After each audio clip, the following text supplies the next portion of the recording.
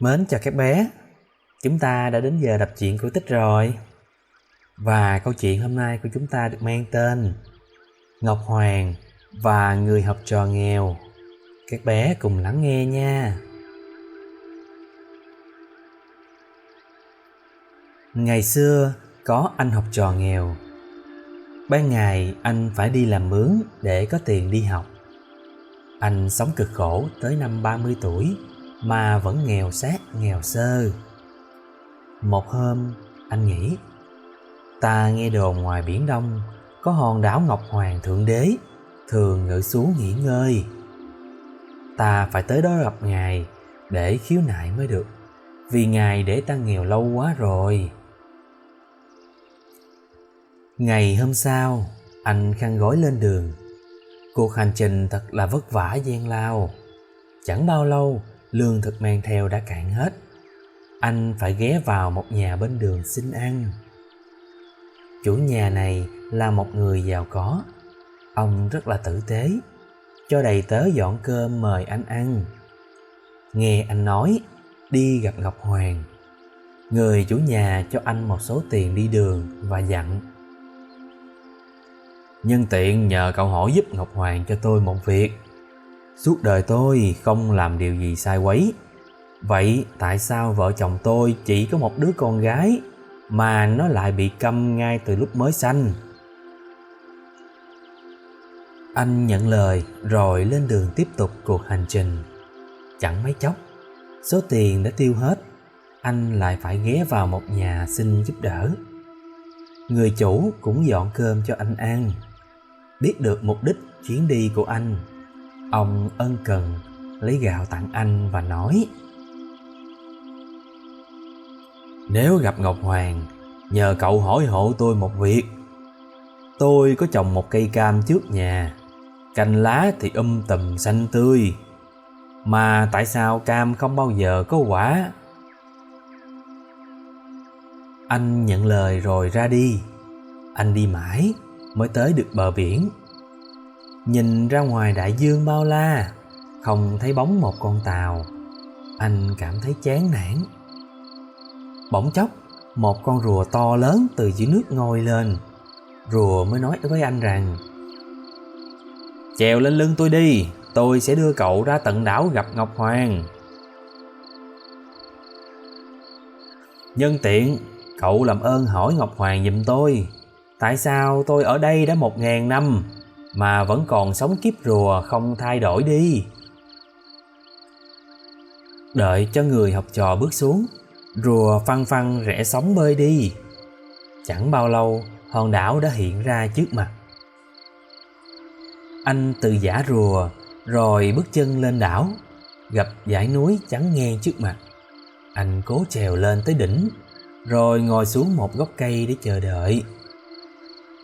Vào một buổi sáng, đang lúc chờ đợi, anh bỗng thấy một luồng sáng chói lòa trên đỉnh núi.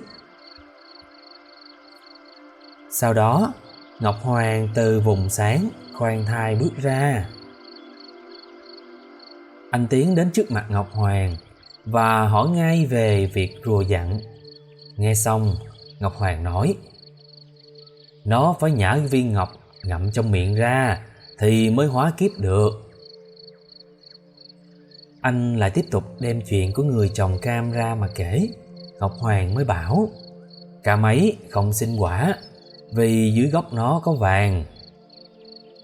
Được thể, anh hỏi luôn số phận người con gái câm. Ngọc Hoàng mới trả lời: nó không nói được, chỉ vì chưa gặp ông trạng nào khai khẩu cho nó thôi. Sau cùng, anh định hỏi về việc của mình, thì Ngọc Hoàng gắt: thật xui quá, ta bỏ thiên đình xuống đây kiếm chút yên tĩnh, không ngờ lại bị bọn người Trần đến quấy rầy. Nói xong, Ngọc Hoàng cởi mây bay về trời. Người học trò đành ngậm ngùi quay gót. Ra tới biển, anh thấy rùa đã chờ sẵn. Trong lúc chở anh về đất liền, rùa hỏi: việc của tôi thế nào rồi? Anh trả lời: mày phải nhả ngọn ngọc trong miệng ra thì mới hóa kiếp được. Rùa nhả hòn ngọc ra biếu anh. nó liền biến thành một con cá vàng xinh đẹp, bơi lượn nhởn nhơ. Anh về tới nhà người trồng cam thì người chủ ra đón và hỏi: "Cậu hỏi Ngọc Hoàng cho tôi chưa?"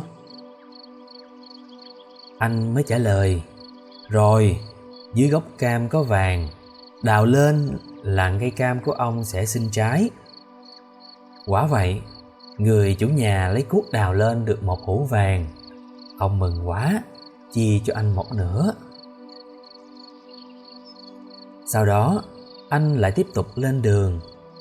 Anh về tới Kinh Đô, đúng vào thời kỳ nhà vua đang tổ chức khoa thi Kén Trạng Nguyên. Nhờ có viên ngọc quý mang trong người, anh trở nên thông minh khác thường. Sẵn có vàng, anh liền ở lại mua lều chõng, sắm sửa kinh sách để dọn thi.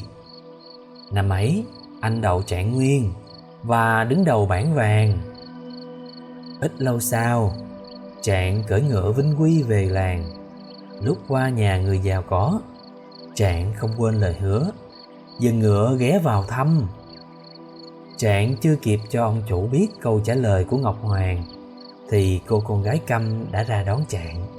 Thấy Trạng, đột nhiên cô thốt lên thành lời. Người cha mừng quá, bèn gả con gái mình cho Trạng làm vợ. Và câu chuyện về Ngọc Hoàng và người học trò nghèo đến đây là hết rồi. Xin chào tạm biệt các bé nha. Hãy nhớ luôn vâng lời ba mẹ và ngoan ngoãn nhé. Chào tạm biệt.